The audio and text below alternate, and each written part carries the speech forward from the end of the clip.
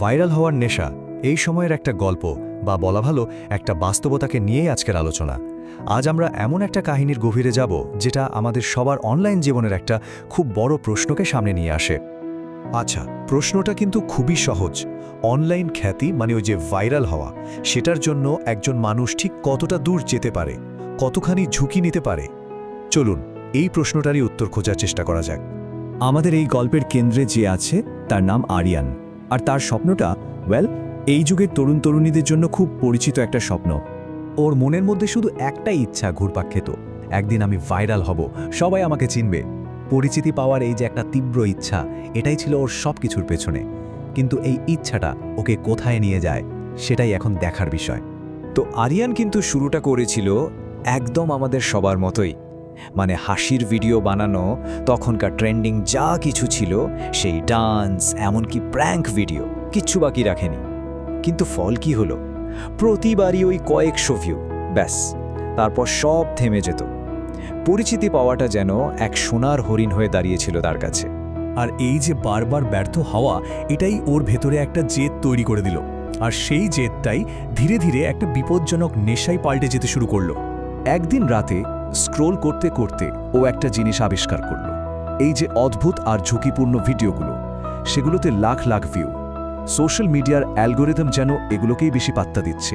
আর ঠিক তখনই ওর মাথায় চিন্তাটা ঢুকে গেল, ভাইরাল হতে গেলে সাধারণ পথে চললে হবে না, একদম আলাদা কিছু করতে হবে। আর এই আলাদা কিছু করার চেষ্টায় আরিয়ান যেন পুরোপুরি বদলে যেতে শুরু করলো। যে ছেলেটা একসময় বন্ধুদের সাথে জমিয়ে আড্ডা দিত, পরিবারের সাথে সময় কাটাতো, সে এখন দিন রাত নিজের ফোনের স্ক্রিনে ব্যস্ত। ওর বাস্তব জীবনটা যেন ওই ভার্চুয়াল জগতেই হারিয়ে গেল।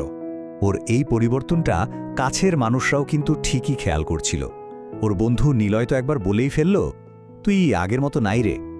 কিন্তু আরিয়ান তখন খ্যাতির নেশায় এতটাই ডুবেছিল যে এই কথাগুলো ওর কানেই পৌঁছায়নি।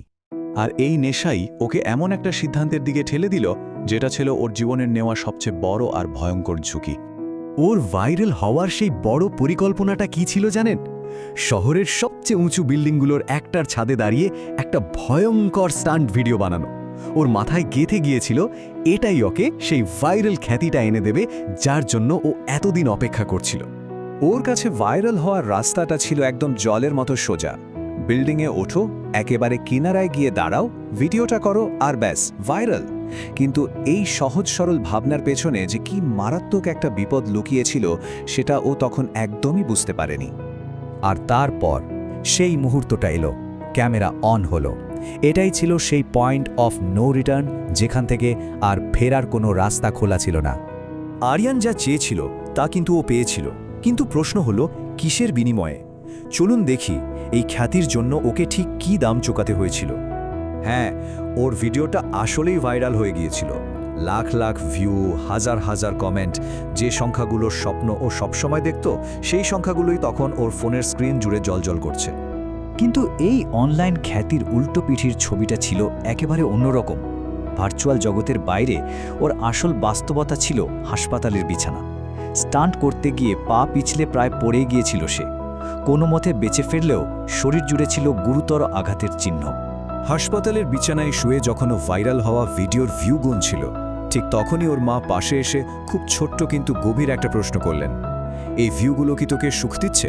আর এই একটা প্রশ্নই যেন অনলাইন দুনিয়ার ওই সব হইচই, সব কোলাহলকে এক মুহূর্তে একদম থামিয়ে দিল। মায়ের ওই একটা কথাতেই আরিয়ান যেন একটা ঘোর থেকে জেগে উঠল। ও প্রথমবারের মতো বুঝতে শুরু করল যে ওর এই কাজের প্রভাব আসলে কতটা সুদূরপ্রসারী হতে পারে। ও যখন ওর ভিডিওর কমেন্টগুলো পড়তে শুরু করলো, ওর বুকটা কেঁপে উঠল। সবাই ওর এই বিপজ্জনক কাজকে বাহাবা দিচ্ছে, এমনকি অনেকে লিখছে যে তারাও এমন কিছু চেষ্টা করতে চায়। খ্যাতির মোহে ও যা করেছে তা যে অন্যদেরও বিপদের মুখে ঠেলে দিচ্ছে, এই ভাবনাটা ওকে একেবারে নাড়িয়ে দিল। আর তখনই ওর মনে এই প্রশ্নটা এলো। ও বুঝতে পারল যে খ্যাতির লোভে ও শুধু নিজের জীবনকেই ঝুঁকির মধ্যে ফেলেনি, বরং আরও অনেককে বিপদের দিকে ঠেলে দিচ্ছে। আর এটাই ছিল ওর জন্য সবচেয়ে বড় ধাক্কা। এই যন্ত্রণাদায়ক উপলব্ধি থেকেই আরিয়ান এমন একটা সিদ্ধান্ত নেয়, যা ওকে ভিউয়ের পেছনে ছোটা একজন কন্টেন্ট ক্রিয়েটর থেকে সত্যিকারের একজন প্রভাবশালী মানুষে পরিণত করে। নিজের দায়িত্বটা বুঝতে পেরে ও সাথে সাথেই সেই ভয়ঙ্কর স্টান্টের ভিডিওটা ডিলিট করে দিল, আর তার বদলে একটা নতুন ভিডিও আপলোড করার সিদ্ধান্ত নিল। এই নতুন ভিডিওতে কোনো স্টান্ট ছিল না, ছিল ছিল শুধু সত্যিটা।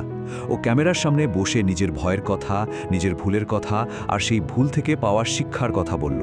ওর বার্তাটা ছিল খুব পরিষ্কার আর সহজ। এই ভুলটা আমি করেছি, যাতে তোমাদের আর কাউকে করতে না হয়। আরিয়ানের এই পুরো জার্নিটা আমাদের কয়েকটা খুব জরুরি বিষয় মনে করিয়ে দেয়। দেখুন, ভাইরাল হওয়াটা হয়তো সহজ, কিন্তু দায়িত্বশীল হওয়াটা তার চেয়ে অনেক বেশি কঠিন। আর সবচেয়ে বড় সাহসের কাজ হলো হাজার হাজার মানুষের সামনে নিজের ভুলটা স্বীকার করে নেওয়া। তাহলে এই পুরো গল্পটা থেকে মূল শিক্ষাটা কি? শিক্ষাটা খুবই সহজ। অনলাইন ভিউ বা লাইক দিয়ে আসলে কারো পরিচয় হয় না। একজন মানুষ কেমন, সেটার আসল প্রমাণ পাওয়া যায় তার নেওয়ার সিদ্ধান্তগুলো থেকে। কারোর সিদ্ধান্তই বলে দেয় সে আসলে কেমন মানুষ। আর এই ভাবনাটা দিয়েই আজকের আলোচনা শেষ করা যাক।